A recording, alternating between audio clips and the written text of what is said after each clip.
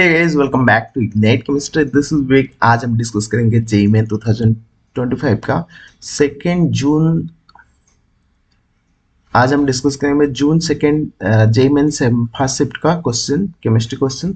तो पहला जो क्वेश्चन है वो आता है, कोऑर्डिनेशन कंपाउंड से the complex ion NiCl2 minus what is the charge on metal and shape of the complex respectively. तो Ni के ऊपर जो चार्ज है वो +2 है, क्योंकि यहाँ पर क्लोरीन चार्ज है तो इसको कैलकुलेट करेंगे x minus four is equal to -2।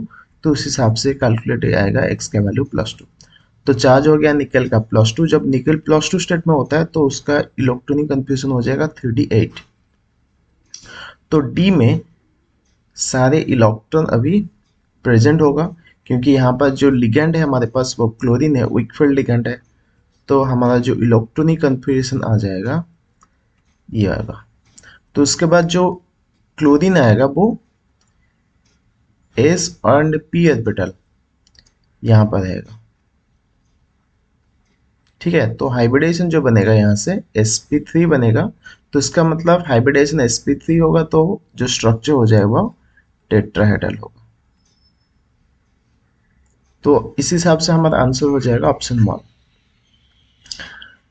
Second question जो आया है, जो सोल्यूशन चैप्टर से आया है, compare the boiling point of given solution. तो जो बॉइलिंग पॉइंट होता है वो delta T B is equal to I K B M होता है। तो यहाँ पर NaCl के लिए जो I का वैल्यू है I is equal to 2, and जो यूरिया के लिए I होता है वो 1 होता है। ठीक है, तो उस हिसाब से जिसका I ज़्यादा होगा उसका बॉइलिंग पॉइंट भी ज़्यादा होगा। लेकिन यहाँ NaCl 3 कंसेंट्रेशन दिया गया है। जो कंसेंट्रेशन सबसे ज़्यादा होगा, जो -10⁻²है, उसका कंसेंट्रेशन सबसे ज़्यादा है, देन 10⁻3, देन 10⁻4। तो इस हिसाब से सबसे ज़्यादा जो बॉइलिंग पॉइंट दिखाएगा वो ट्रिपल आई होगा। तो option 2 is the right answer. Third question जो इलेक्ट्रोनेगेटिविटी का ऑर्डर पूछा है, बहुत ही इजी क्वेश्चन है। तुम्हें पता है जो हाईएस्ट इलेक्ट्रोनेगेटिव एलिमेंट है वो फ्लोरीन, उसके बाद है क्लोरीन, उसके बाद है ब्रोमीन, उसके बाद है आयोडीन। हैलोजन सीरीज में ये है उसका ऑर्डर। तो हमारा जो आंसर आएगा वो ऑप्शन 3 होगा। क्वेश्चन नंबर 4 पूछा है, which of the following has maximum size out of the following ion. तो देखो ये जो आयन दिया गया है ये सारे आइसो इलेक्ट्रॉनिक है। तो आइसो इलेक्ट्रॉनिक का मतलब होता है जिसका नंबर ऑफ इलेक्ट्रॉन सेम होता है। तो जब आइसो इलेक्ट्रॉनिक स्पेसिस होता है तो उसका जो नेगेटिव चार्ज होता है वो सबसे, जो नेगेटिव चार्ज कंटेन करता है वो सबसे लार्जर साइज होता है। तो उसके बाद फ्लोरीन F- के बाद Na+ होगा, देन Mg+2, देन Al+3। तो ये हो जाएगा हमारा ऑर्डर। तो सबसे ज्यादा जो हाईएस्ट साइज होगा वो F- होगा। IUPAC ने पूछा है ऑर्गेनिक से। तो ये वाला जो कंपाउंड दिया गया है इसमें दो ही फंक्शनल ग्रुप है, एक है कार्बोक्सिलिक एसिड, एक है ईस्टर। तो इसका नेमिंग ऐसे ही होगा। तो कार्बोक्सिलिक एसिड को 1 देंगे, ये हो जाएगा 2, ये हो जाएगा 3, ये हो जाएगा 4। तो हमारा जो ईस्टर है वो अब पोजीशन 3 में आएगा, एंड यहाँ पर एक साइड चेन है जो पोजीशन 2 में आएगा। तो ईस्टर का नाम कुछ ऐसा होता है, मिथॉक्सी कार्बोनाइल, मिथॉक्सी कार्बोनाइल। तो यहाँ पर ऑप्शन 3 हमारा होगा, 3 methoxy carbonyl 2 methyl butanoic acid. ठीक है, नेक्स्ट और एक क्वेश्चन कोऑर्डिनेशन कंपाउंड से आया है, compare the crystal field splitting energy delta for given complex. जो क्रिस्टल फील्ड स्प्लिटिंग एनर्जी होता है CFSE, ये लिगेंड के ऊपर डिपेंड करता है, and type of coordinate complex के ऊपर भी डिपेंड करता है। देखो यहाँ पर जो कोऑर्डिनेट कॉम्प्लेक्स है ये ऑक्टाहेड्रल है, यहाँ पर भी 6 लिगेंड है तो ये भी ऑक्टाहेड्रल है, यहाँ पर 4 लिगेंड है, एंड यहाँ पर जो होगा स्क्वायर प्लेनर।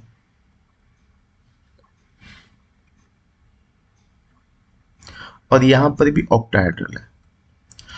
और तुम्हें जैसे पता है जो स्क्वायर प्लानर कॉम्प्लेक्स होता है उसका क्रिस्टल स्प्लिटिंग ज़्यादा होता है एज कंपेयर टू ऑक्टाहेड्रल। ठीक है, तो उस हिसाब से सबसे ज़्यादा तो डबल आई का होगा। ठीक है, उसके बाद अगर हम स्ट्रॉन्ग फील्ड लिगेंड देखेंगे, जो स्ट्रॉन्ग फील्ड लिगेंड होता है वो सबसे ज़्यादा होता है CN, उसके बाद होता है EN, उसके बाद होता है SCN। ठीक है, तो सबसे ज़्यादा स्प्लिटिंग क्रिस्टल फील्ड स्प्लिटिंग दिखाएगा CN। तो उसके बाद डबल आई के बाद जो होगा वो आई होगा, तो डबल आई आई, IV, उसके बाद ट्रिपल आई। तो option 2 is the right answer.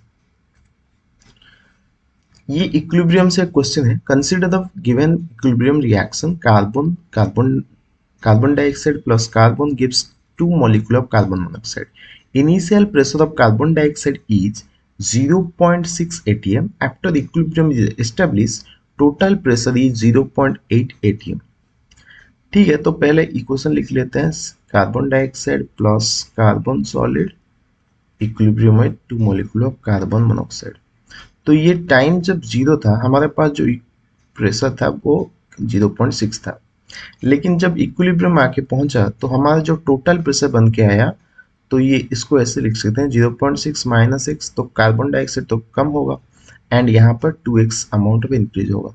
तो उसको हम ये से लिख सकते हैं 0.6 minus x plus 2x is equal to 0.8। तो यहाँ से जो x निकल के आएगा वो 0.2 होगा। तो इसका मतलब जो कार्बन डाइऑक्साइड बनेगा वो 0.4 होगा एंड जो कार्बन मोनोऑक्साइड बनेगा वो 2 टाइम्स ऑफ 0.2 मतलब 0.4 होगा। तो हमें पूछा है Kp। जो Kp का एक्सप्रेशन होगा वो होगा partial pressure of carbon monoxide का square divide by partial pressure of carbon dioxide. जो कार्बन मोनोऑक्साइड है वो यहाँ पर 0.4 का स्क्वायर हो जाएगा एंड जो कार्बन डाइऑक्साइड है वो 0.4 होगा, तो ये कैंसिल हो जाएगा, तो ये बनेगा 0.4। तो हमारा जो आंसर आएगा वो ऑप्शन 1। ये एक स्टेटमेंट वाला क्वेश्चन है। स्टेटमेंट 1 भी दिया गया है, एक कंपाउंड है organic compound will show nucleophilic substitution by SN1 mechanism in protic medium. तो SN1 मैकेनिज्म में क्या होता है, जो कार्बोकैटन फॉर्म होता है। तो पहले कार्बोकैटन बना के देखते हैं, CH3O CH2Cl। तो ये के क्लोरीन के साथ जब बॉन्ड बनेगा तो पोलर प्रोटिक सल्फेट प्रेजेंस से वो टूटेगा तब, तो ये हमें कार्बोकैटन मिलेगा।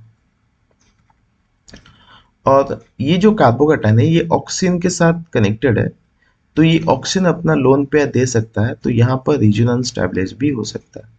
तो CH3O डबल बॉन्ड CH2, तो ये रीजनल स्टेबलाइज है और ये regional stabilise compound SN1 mechanism दिखा सकता है। तो स्टेटमेंट 1 तो हमारा करेक्ट हो गया। स्टेटमेंट 2 में दिया गया है the compound will not undergo nucleophilic substitution by SN2 mechanism easily. जो तुम्हें पता है जो SN2 मैकेनिज्म होता है उसमें जो रिएक्शन होता है nucleophile attack always back side से होता है। ठीक है, अब जब न्यूक्लियोफाइल बैक साइड अटैक करेगा तो ये स्टेरिक फैक्टर के ऊपर डिपेंड करता है। तो यहाँ पर जो कार्बन है वो तो प्राइमरी है, लेकिन यहाँ पर उसके साथ एक बल्की ग्रुप कनेक्टेड है। ठीक है, तो यहाँ पर जब न्यूक्लियोफाइल अटैक होगा वो डिफिकल्ट हो जाएगा, तो इजीली ये तो SN2 मैकेनिज्म नहीं दिखाएगा। तो इस हिसाब से स्टेटमेंट 2 भी हमारा करेक्ट हो गया। तो both statement 1 and statement 2 are correct. Option 1 is the right answer. ये एक बायोमोलिक्यूल से क्वेश्चन है। Which of the following acid is known as vitamin C. तो विटामिन सी का जो नाम है वो आस्कॉर्बिक एसिड है। ये कि हमारा एटॉमिक स्ट्रक्चर से बोस मॉडल से क्वेश्चन हो गया। Helium is present in third excited state, find its de Broglie wavelength. Okay, जब थर्ड एक्साइटेड स्टेट होता है तो n का वैल्यू हो जाता है 4 और हीलियम के लिए जो z होता है वो होता है 2 एंड डी ब्रोगली वेवलेंथ पूछा है तो ये वाला फॉर्मूला हम यूज कर सकते हैं 2 pi r is equal to n lambda.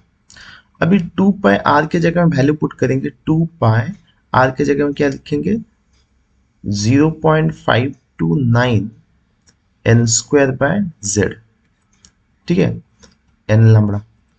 तो यहां से एन स्क्वायर, यहां से एन कैंसिल कर देते हैं, तो ये फॉर्मूला बन जाएगा 2 pi into 0.529 n by Z lambda. तो वैल्यू पुट कर दो, 2 into 3.14 into 0.05, sorry 0.529 into n का वैल्यू जो है वो 4 डिवाइड बाय 2, तो ये कैंसिल हो जाएगा, 2 हो जाएगा लैम्बडा। तो अगर ये वैल्यू को हम मल्टीप्लाई करेंगे तो लैम्बडा का वैल्यू निकल के आएगा 6.64 एंगस्ट्रॉम, ठीक है।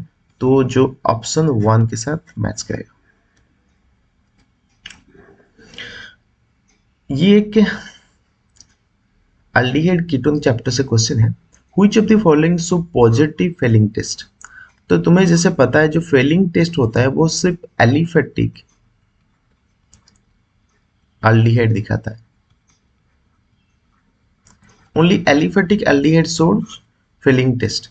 तो उस हिसाब से जो एरोमेटिक एल्डिहाइड ये तो नहीं दिखाएगा, ये वाला तो हो गया हमारा कीटोन, तो ये भी नहीं दिखाएगा। तो ये हो गया हमारा एलिफेटिक एल्डिहाइड, क्योंकि यहाँ पर कार्बन चेन के साथ एल्डिहाइड ग्रुप कनेक्टेड है, तो ये एलिफेटिक हो जाए तो ये वाला कंपाउंड शो करेगा फेलिंग टेस्ट।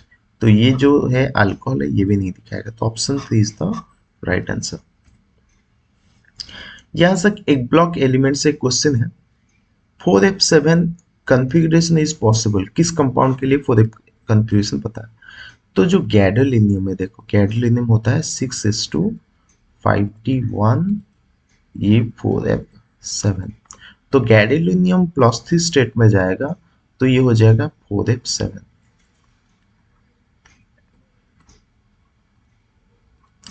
तो ये हमारा गैडोलिनियम तो हो गया। एंड जो यूरोपियम होता है, यूरोपियम का जो इलेक्ट्रॉन कन्फिग्रेशन है वो 6s2 4f7, तो यूरोपियम +2 स्टेट में जाएगा तो ये हो जाएगा 4f7। लेकिन जब यूरोपियम +3 स्टेट में जाएगा तो ये हो जाएगा 4f6। तो उस हिसाब से ये वाला नहीं हो सकता, ये वाला हो सकता है, तो B and C, option 2 is the right answer. फिर से एक इक्विलिब्रियम से सेम केपी वाला क्वेश्चन है। यहाँ पर एक रिएक्शन दिया गया है, if the partial pressure of carbon dioxide gas at equilibrium is 0.4 atm, total pressure is 1 atm, then find the value of Kp at the same temperature. तो देखो कार्बन डाइऑक्साइड का पार्शियल प्रेशर दे दिया, ये है 0.4, टोटल प्रेशर इक्विलिब्रियम में दे दिया, तो उसके बाद हम निकालेंगे पार्शियल प्रेशर ऑफ अमोनिया।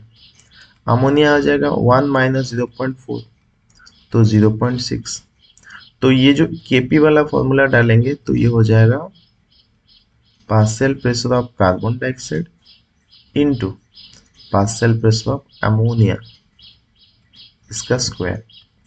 तो कार्बन डाइऑक्साइड का 0.4 इंटू अमोनिया का 0.6 का स्क्वायर, तो ये जो वैल्यू निकल के आएगा वो 0.144 atm क्यू आएगा, जो हमारा ऑप्शन 3 के साथ मैच करेगा।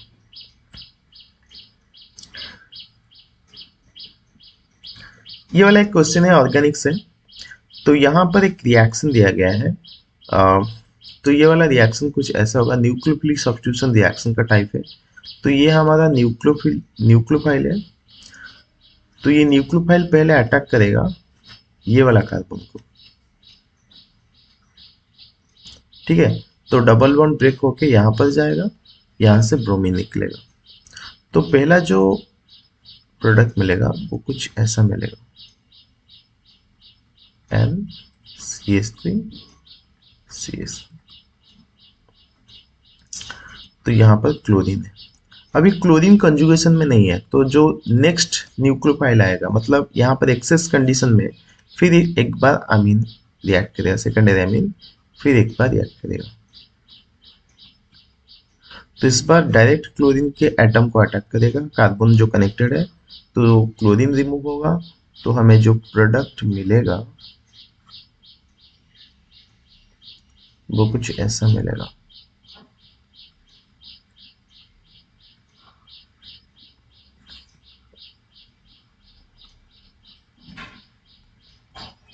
तो ये जो ऑप्शन हो गया, option 1 is the right answer. Question number 15, carbon dioxide gas is taken at 180 m 273 Kelvin. Now it is allowed to pass through 0.1 calcium hydroxide aqueous solution. Excess amount of calcium hydroxide is neutralized with 40 ml of 0.1 HCl. Then find the volume of calcium hydroxide initially taken if 50% of calcium hydroxide is reacted with calcium dioxide. तो ये इसका मतलब यही हुआ कि 50% पहले carbon dioxide react कर दिया और 50% जो बचा वो हमारा HCl के साथ रिएक्ट करेगा। ठीक है, तो अभी HCl के साथ कितना रिएक्ट किया, जो वॉल्यूम है HCl का वो 40 ml है, जो कंसंट्रेशन है HCl का वो 0.1 m है। तो ये मिलीमोल बन जाएगा, मिलीमोल ऑफ HCl क्या बनेगा 40 इंटू 0.1, तो ये हो जाएगा 4 मिलीमोल।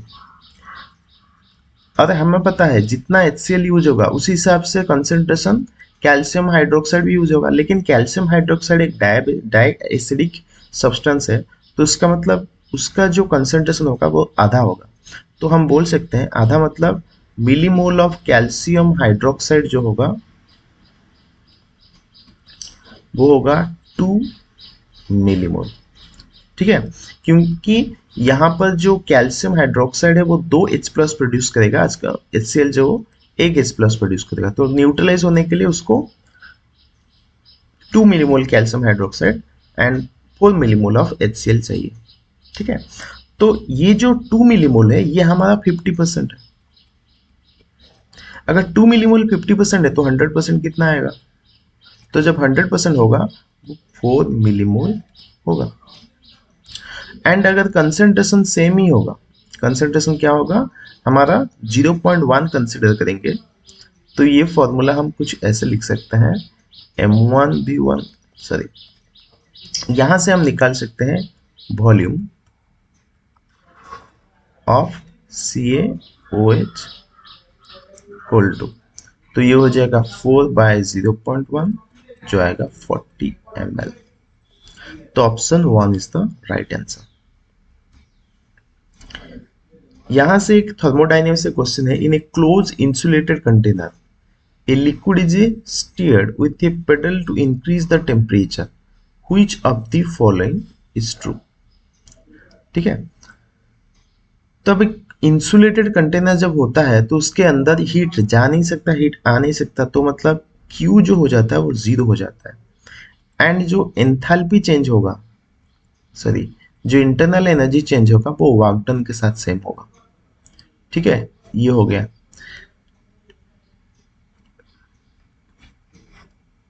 तो इस हिसाब से जो ऑप्शन आएगा हमारा वो ऑप्शन 2 आएगा।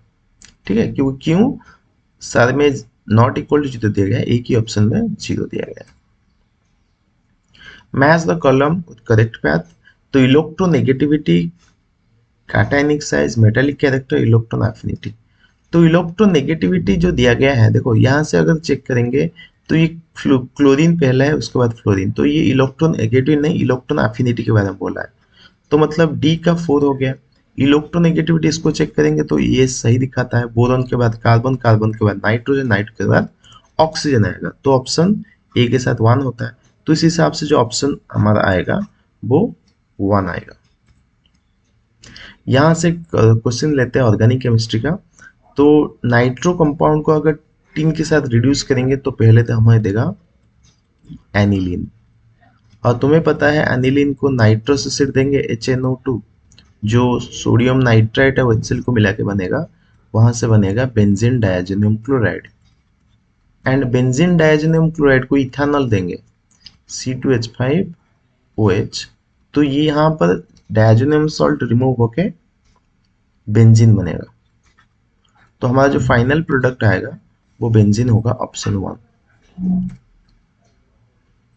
Similar type of direct question है, तो यहाँ पर NO2 को पहले TnHCl देंगे, वही एनिलीन बनेगा। एंड अनिलीन को हम देंगे नाइट्रस एसिड, तो ये बनेगा diazonium salt. And diazonium salt को हम क्यूप्रस क्लोराइड देंगे HCl के साथ, तो बनेगा क्लोरोबेंजीन। और क्लोरोबेंजीन को सोडियम ड्राइथर देंगे। ये है हमारा उस रिएक्शन, वहां से डाइफिनाइल व बाइफिनाइल बनेगा।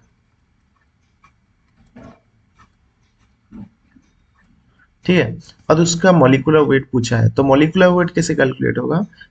यहाँ पर जो कार्बन है 12 है, तो 12 इंटू मॉलिक्यूलर मास कार्बन का 12, एंड जो हाइड्रोजन है वो 10 है, तो उसका मॉलिक्यूलर मास हो गया 10। ये 144 प्लस 10 हो जाएगा 154।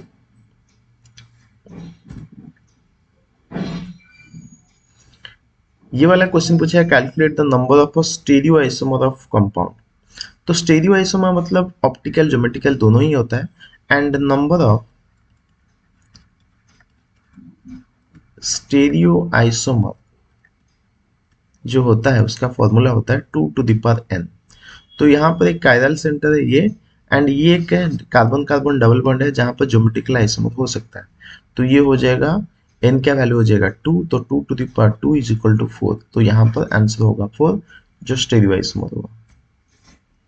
How many compound of similar shape, sorry how many compound have linear shape? तो लीनियर शेप सल्फर डाइऑक्साइड तो नहीं है, सल्फर के ऊपर लोन पेयर प्रेजेंट है, ये हो गया ऑक्सीजन। BCl2 में BeCl ऐसा होता है। N3 माइनस में N double bond N double bond N, ये माइनस होता है, ये माइनस होता है, ये प्लस होता है। I3 में होता है I, यहाँ पर एक लोन पेयर, यहाँ पर एक लोन पेयर, यहाँ पर एक लोन पेयर, ये I, ये I, एंड N2 प्लस में N double bond O double bond O, यहाँ होता है प्लस। तो NO2 में N double bond O single bond O, यहाँ पर एक लोन पेयर होता है। तो इस हिसाब से जो structure sulphur dioxide and NO2 का वो लीनियर नहीं है, वो बेंट है, एंड ये चारों का सेव लीनियर है। BCl2 N3 minus I3 minus, sorry yes I3 minus and NO2 plus, तो ये चारों है हमारा लीनियर। तो यहाँ पर हमने पूछा है, तो जो आंसर आएगा वो 4 आएगा। इन carriers method 180 gram of organic compound give 143.5 milligram of HCl AgCl. Find the percentage of chlorine in the organic compound. जब परसेंटेज कैलकुलेट होगा तो कुछ ऐसे होता है, परसेंटेज ऑफ क्लोरीन, तो ये हो जाएगा क्लोरीन का मास 35.5 divide by 143.5 into weight of AgCl divide by weight of a organic compound into 100। तो ये 35.5 बाय 143.5 इंटू एजीसेल का वेट जो दिया गया है 143.5 डिवाइड बाय ऑर्गेनिक कंपाउंड का 180 इंटू 100। तो अगर ये यहाँ से कैंसिल हो जाएगा, तो अगर ये कैलकुलेट होगा ये 19.72 आसपास आएगा, जो अप्रोक्सीमेटली 20% आंसर होगा। ठीक है, तो जो आंसर होगा वो 20%, क्योंकि नियरेस्ट इंटीजर दिया गया है।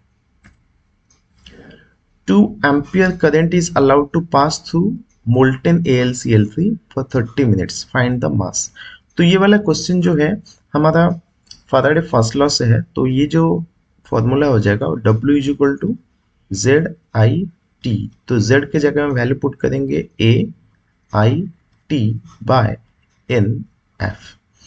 तो ए का मतलब एटॉमिक वेट होता है, तो एल्यूमिनियम का जो एटॉमिक वेट होगा वो 27 इंटू आई जो दिया गया है वो 2, एंड जो टाइम है 30 मिनट, तो उसको सेकंड में कन्वर्ट करेंगे तो ये हो जाएगा 60, 30 इंटू 60 बाय, यहाँ पर एल्यूमिनियम का जो वैलेंसी फैक्टर है वो 3 है इंटू 96500। यहाँ से अगर आप कैलकुलेट करोगे तो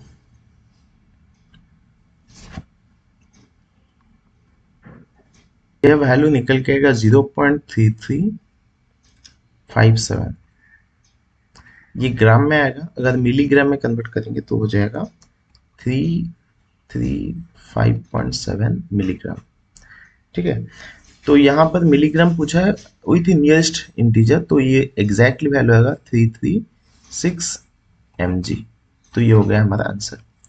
तो ये हो गया हमारा फर्स्ट 25 क्वेश्चन, फर्स्ट शिफ्ट का क्वेश्चन है। तो सेकंड शिफ्ट का वीडियो मैं नेक्स्ट जल्दी ही लेके आऊंगा। Okay, thank you everybody and have a good day.